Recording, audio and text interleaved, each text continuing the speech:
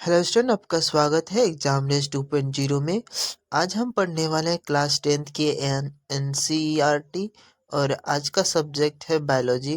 और बायोलॉजी का हम पहले एक चैप्टर पढ़ चुके हैं और आज हम दूसरा चैप्टर पढ़ने वाले हैं जिसका नाम है नियंत्रण एवं समन्वय। ये आपके एनसीईआरटी अध्याय 7 में है। ठीक है, तो चलिए शुरू करते हैं आज का क्लास। तो सबसे पहला जो बिंदु है वो है सभी सजीव अपने पर्यावरण में हो रहे परिवर्तन के अनुरूप अनुक्रिया करते हैं। पर्यावरण में हो रहे ये परिवर्तन जिनके अनुरूप सजीव अनुक्रिया करते हैं उद्दीपन कहलाता है। जैसे कि प्रकाश, ऊष्मा, ठंडा, ध्वनि, सुगंध, स्पर्श आदि। ये सब भी के द्वारा जो भी अनुक्रिया किया जाता है उसे हम उद्दीपन कहते हैं। पौधे एवं जंतु अलग अलग प्रकार से उद्दीपन के प्रति अनुक्रिया करते हैं। जंतुओं में नियंत्रण एवं समन्वय कैसे होता है, तो चलिए देखते हैं। इसमें कुछ टॉपिक है। तो ये सभी जंतु में दो मुख्य तंत्रों द्वारा किया जाता है। नियंत्रण और समन्वय जंतु में दो तंत्र द्वारा किया जाता है। एक है तंत्रिका तंत्र और दूसरा है अंतःस्रावी तंत्र। तो तंत्रिका तंत्र क्या है, हम इसको समझते हैं। ये तंत्रिका तंत्र नियंत्रण एवं समन्वय तंत्रिका एवं पेशीय ऊतक द्वारा प्रदान किया जाता है। तंत्रिका तंत्र तंत्रिका कोशिकाओं या न्यूरॉन के एक संगठित जाल का बना होता है और यह सूचनाओं को विद्युत आवेश के द्वारा शरीर के एक भाग से दूसरे भाग तक ले जाता है। इसी में एक होता ग्राही, जिसको हम इंग्लिश में रिसेप्टर बोलते हैं। ठीक है, तो ग्राही तंत्रिका कोशिका के विशिष्टीकृत सिरे होते हैं जो वातावरण से सूचनाओं का पता लगाते हैं। ये ग्राही हमारे ज्ञान इंद्रियों में स्थित होता है, जैसे कान सुनना, हम शरीर का संतुलन करना। आँख प्रकाशग्राही है, देखने का कार्य करता है। त्वचा तापग्राही, तापमान को ग्रहण करता है। गर्म एवं ठंडा और स्पर्श को भी अनुभव करवाता है। इसके बाद हम आगे देखते हैं तो नाक जो है वो प्राणग्राही है, मतलब सांस हम ले सकते हैं। ठीक है, गंध का पता लगाना नाक का कार्य है। और अगर हम जीव का कार्य देखें तो रसबंदी ग्राही है, मतलब रस स्वाद वगैरह का पता चलता है। स्वाद का पता लगाना। ठीक है, उसके बाद अगर हम देखें तंत्रिका कोशिका, जिसको हम अंग्रेजी में न्यूरॉन कहते हैं। ठीक है, तो यह तंत्रिका तंत्र की संरचना एवं क्रियात्मक इकाई है। न्यूरॉन जो है तंत्रिका तंत्र की संरचनात्मक और क्रियात्मक इकाई है। यहाँ आप न्यूरॉन का फोटो देख सकते हैं। इसके बाद देखते हैं न्यूरॉन कोशिका के भाग। न्यूरॉन के भाग, तो न्यूरॉन के कौन कौन से भाग है। ठीक है, तो सबसे पहला जो भाग है वो है द्रुमिका। कोशिका काय के से निकलने वाले धागे जैसे संरचना जो सूचना प्राप्त होती है उसे हम ध्रुमिका कहते हैं। आप यहाँ पे देख पाते हैं, यहाँ फिगर है, इसमें आप आसानी से देख सकते हैं। ठीक है, उसके बाद आगे हम देखते हैं कोशिका काय। प्राप्त की गई सूचना विद्युत आवेश के रूप में चलता है। ठीक है, तो ये सारा चीज यहाँ पे आप इसका भी आकृति देख सकते हैं तस्वीर में। ठीक है, आगे तंत्रिका कक्ष, तांत्रिक या एक्सोन, यह सूचना के विद्युत आवेश आवेग को कोशिका काय से दूसरे न्यूरॉन की द्रुमिका तक पहुंचाता है। उसके बाद आगे है अंतःग्रथन स्नेप्स। यह तंत्रिका के अंतिम सिरे एवं अगली तंत्रिका कोशिका के द्रुमिका के मध्य का रिक्त स्थान है। यहाँ विद्युत आवेग को रासायनिक संकेत में बदला जाता है जिससे यह आगे संचरित हो सके। इसके बाद अगला जो बिंदु है वो है प्रतिवर्ती क्रिया। ठीक है, तो प्रतिवर्ती क्रिया समझते हैं। किसी उद्दीपन के प्रति तेज वो अचानक की गई अनुक्रिया प्रतिवर्ती क्रिया कहलाती है। उदाहरण के लिए अगर हम देखें तो किसी गर्म वस्तु को छूने पर हाथ को पीछे हटा लेना, इस प्रकार का जो क्रियाएं होती है वो प्रतिवर्ती क्रियाएं होती है। प्रतिवर्ती चाप, प्रतिवर्ती चाप जो है वो प्रतिवर्ती क्रिया के दौरान विद्युत आवेग जिस पथ पर चलते हैं उसे प्रतिवर्ती चाप कहते हैं। तो अब इसको डायग्राम के द्वारा भी आप इसे समझ सकते हैं। जैसे उद्दीपन या उष्मा जब किसी त्वचा से एक्सेप्ट करता ग्राही अंग, ठीक है, तो वो मेरुरज्जु के होते हुए, ठीक है, कार्यकर अंग मतलब पेशी के होते हुए अनुक्रिया हाथ के पीछे हटा लेना तक जब हम टच करेंगे तो वो हमें फील होगा। ठीक है, तो आगे देखते हैं। अनुक्रिया, अनुक्रिया जो है ये 3 प्रकार के होते हैं। ठीक है, पहला है ऐच्छिक। ठीक है, तो अग्र मस्तिष्क द्वारा नियंत्रण की जाती है। उदाहरण के लिए बोलना, लिखना, ये सब ऐच्छिक अनुक्रियाएं हैं। उसके बाद अनैच्छिक अनुक्रिया तो मध्य एवं पश्चिम मस्तिष्क द्वारा नियंत्रण की जाती है। उदाहरण के लिए श्वसन, दिल का धड़कना। ठीक है, तो इस प्रकार की क्रिया अनुक्रिया को अनैच्छिक अनुक्रिया कहते हैं। प्रतिवर्ती क्रिया, ठीक है, तो प्रतिवर्ती क्रिया का अगर हम बात करें तो मेरुरज्जु द्वारा नियंत्रण की जाती है। उदाहरण के लिए गर्म वस्तु छूने पर हाथ को हटा लेना, ये भी क्या है, अनुक्रिया है। प्रतिवर्ती भी एक अनुक्रिया है। चलिए आगे देखते हैं प्रतिवर्ती क्रिया की आवश्यकता। कुछ परिस्थितियों में जैसे गर्म वस्तु छूने पर, पैनी वस्तु चुभने पर आदि हमें तुरंत क्रिया करनी होती है, वरना हमारे शरीर को क्षति पहुंच सकती है। यहाँ अनुक्रिया मस्तिष्क के स्थान पर मेरुरज्जु से उत्पन्न होती है जो जल्द होती है। अगर हम मानव तंत्रिका तंत्र को विभाजन करने चले तो हम इसको इस तरह से समझ सकते हैं। मानव तंत्रिका तंत्र को 2 वर्गों में बांटेंगे, केंद्रीय तंत्रिका तंत्र और परिधीय तंत्रिका तंत्र। ठीक है, तो केंद्रीय तंत्रिका तंत्र मस्तिष्क आते हैं और उसके बाद मेरुरज्जु आते हैं। दूसरी बात हम परिधीय तंत्रिका तंत्र में देखें तो कपाल तंत्रिका, ठीक है, जिस मस्तिष्क से निकलता है, और मेरु तंत्रिका मेरुरज्जु से निकलता है। इस तरह हम इसको समझ सकते हैं। आगे देखते हैं मानव मस्तिष्क। मस्तिष्क सभी क्रियाओं के समन्वय का केंद्र है। इनके 3 मुख्य भाग होते हैं। मस्तिष्क के 3 मुख्य भाग होते हैं। पहला अग्र मस्तिष्क, मध्य मस्तिष्क और पश्चिम मस्तिष्क। अग्र मस्तिष्क क्या होता है, चलिए देखते हैं। अग्र मस्तिष्क यह मस्तिष्क का सबसे अधिक जटिल एवं विशिष्ट भाग है। यह प्रमस्तिष्क है। अब अगर हम अग्र मस्तिष्क का कार्य को देखें तो हम यहाँ पे आसानी से उसको समझ सकते हैं। मस्तिष्क का मुख्य सोचने वाला भाग ऐच्छिक कार्य को नियंत्रण करता है।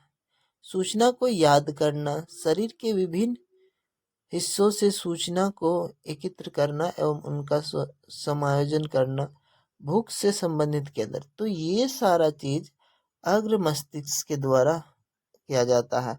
इसके बाद अगर हम मध्य मस्तिष्क का बात करें तो मध्य मस्तिष्क अनैच्छिक क्रियाओं को नियंत्रित करता है, जैसे पुतली के आकार में परिवर्तन, सिर, गर्दन आदि की प्रतिवर्ती क्रिया। उसके बाद हम पश्च मस्तिष्क को देखें तो पश्च मस्तिष्क इसके 3 भाग होते हैं। एक अनुमस्तिष्क शरीर की समस्थिति तथा संतुलन बनाना, ऐच्छिक क्रियाओं की परिशुद्धि, उदाहरण जैसे पैर पैर उठना, जब दर्द होता है तो इसके बारे में पश्च मस्तिष्क को पता चल जाता है। मेंडुला अनैच्छिक कार्य का नियंत्रण जैसे रक्तचाप, यमन आदि। ठीक है, उसके बाद पांस, ठीक है, तो पांस अनैच्छिक क्रियाओं जैसे श्वसन का नियंत्रण करना। ठीक है, तो आप यहाँ डायग्राम के द्वारा इसे अच्छा से समझ सकते हैं कौन सा भाग किधर है। आगे देखते हैं मस्तिष्क एवं मेरुरज्जु की सुरक्षा। ठीक है, तो मस्तिष्क मस्तिष्क एक हड्डियों के बॉक्स में अवस्थित होता है। बॉक्स के अंदर तरल पूरित गुब्बारों में मस्तिष्क होता है, जो प्रघात अवशोषक का कार्य करता है। बी, मेरुरज्जु। ठीक है, मेरुरज्जु की सुरक्षा के स्वरूप दंड या रीढ़ की हड्डी करती है। तंत्रिका ऊतक एवं पेशीय ऊतक के बीच समन्वय। ज्ञानेंद्रिय संवेदी तंत्रिका। ठीक है, तो इससे केंद्रीय तंत्रिका तंत्र भी जुड़ा होता है। सूचना प्राप्त वो संसाधित करना, निर्णय करना, अनुक्रिया उत्पन्न करना, ये सभी क्रियाएं होती हैं उसके बाद।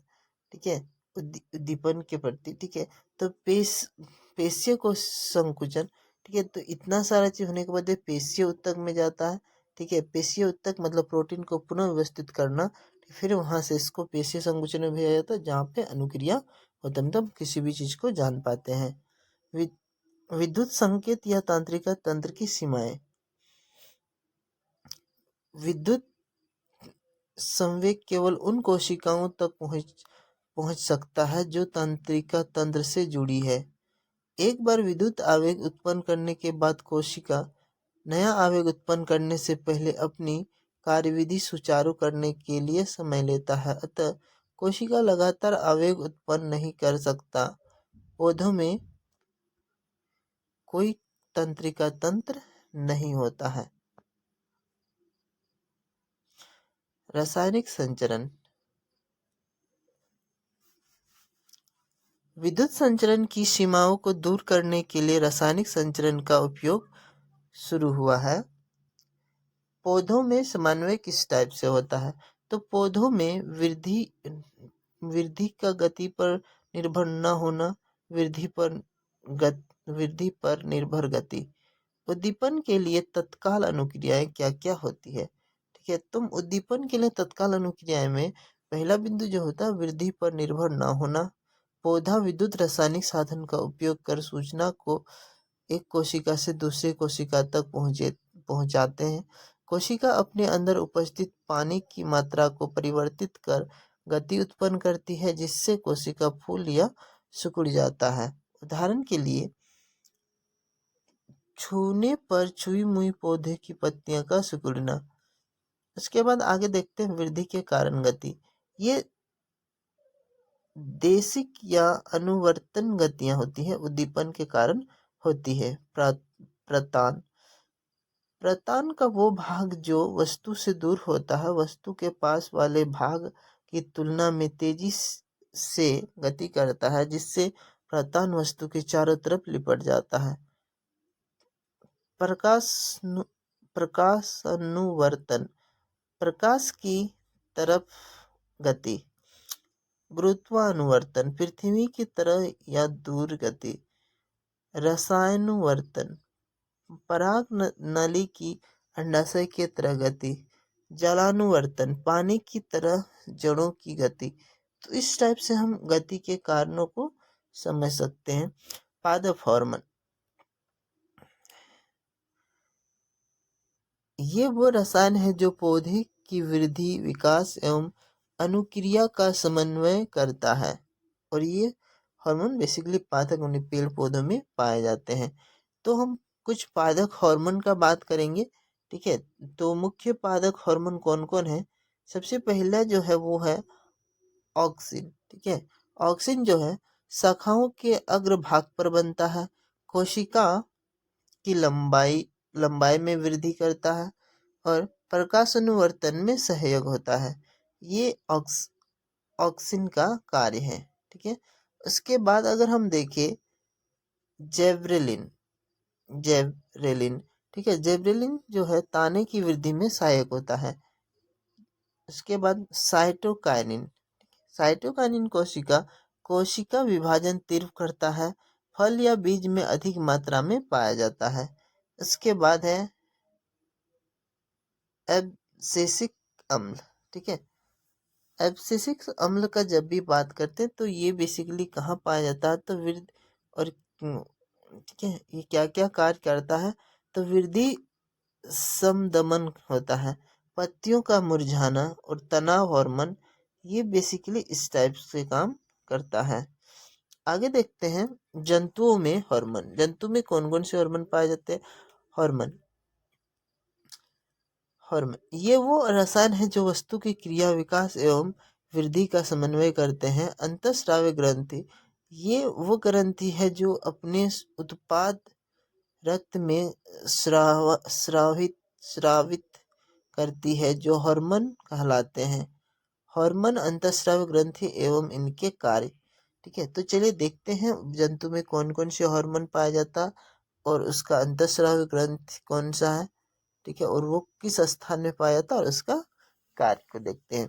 तो सबसे पहले जो है थायरॉक्सिन। ठीक है, ये थायरॉक्सिन है और ये जो जिस अंतःस्राव ग्रंथि में पाया जाता है उससे बोलते हैं आउटू ग्रंथि। आउ आउटू ग्रंथि। ठीक है, ये गर्दन के पास पाया जाता है और इसका जो कार्य है वो है कार्बोहाइड्रेट, प्रोटीन व वसा का उपापचय करना उपापचय करना। ठीक है, उसके बाद होता है एक वृद्धि हार्मोन जो जंतु हार्मोन होते हैं। ठीक है, तो ये पीयूष पीयूष ग्रंथि मतलब मास्टर मस्तिष्क ग्रंथि में पाया जाता है। ये वृद्धि व विकास का नियंत्रण करता है। उसके बाद है एंड्रिनलिन। ठीक है, ये अधिवृक्क में पाया जाता है। अधिवृक्क ग्रंथि में पाया जाता है। वृक्क के ऊपर मतलब किडनी के ऊपर होता है। ठीक है, तो इसका क्या काम है? बीपी, हृदय की धड़कन आदि का नियंत्रण आपातकाल में यही करता है। इसके बाद है इंसुलिन। ठीक है, इंसुलिन जो अग्न्याशय तो ग्रंथि में पाया जाता है और उदर के नीचे। ठीक है, तो रक्त में शर्करा की मात्रा का नियंत्रण करता है इंसुलिन। इसके बाद लिंग हार्मोन। ठीक है, या टेस्टोस्टेरोन नर में और एस्ट्रोजन मादा में। ठीक है, तो वृषण, ये वृषण में पाया जाता है पेट का निचला हिस्सा में। ये जो पाया जाता है पेट का निचला हिस्सा में पाया जाता है। यौन आरंभ से संबंधित परिवर्तन लैंगिक परिपक्वता को ये दिखाता है। ठीक है, और ये स्त्री में अंडा से भी पाया जाता है और पुरुष में वृषण में। आगे देखते हैं आयोडीन युक्त नमक आवश्यक है क्यों? आउटू ग्रंथि मतलब थायराइड ग्रंथि को थायरॉक्सिन हार्मोन बनाने के लिए आयोडीन की आवश्यकता होती है। थायरॉक्सिन कार्बोहाइड्रेट, वसा तथा प्रोटीन के उपापचय का नियंत्रण करता है, जिससे शरीर की संतुलित वृद्धि हो सके। अतः आउटू ग्रंथि के सही रूप से कार्य करने के लिए आयोडीन की आवश्यकता होती है। आयोडीन की कमी से गला फूल जाता है और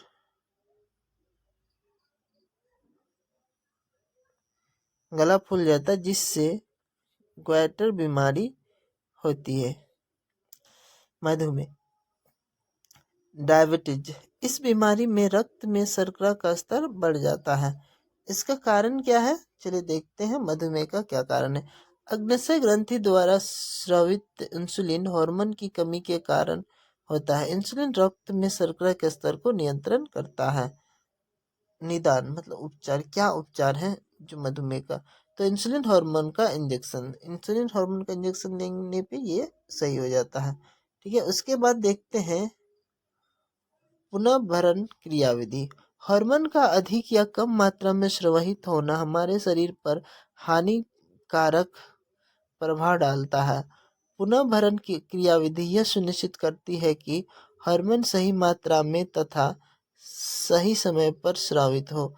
उदाहरण के लिए रक्त में शर्करा के नियंत्रण की विधि तुम आगे समझते हैं। रक्त में शर्करा की मात्रा बढ़ना। ठीक है, अग्न्याशय द्वारा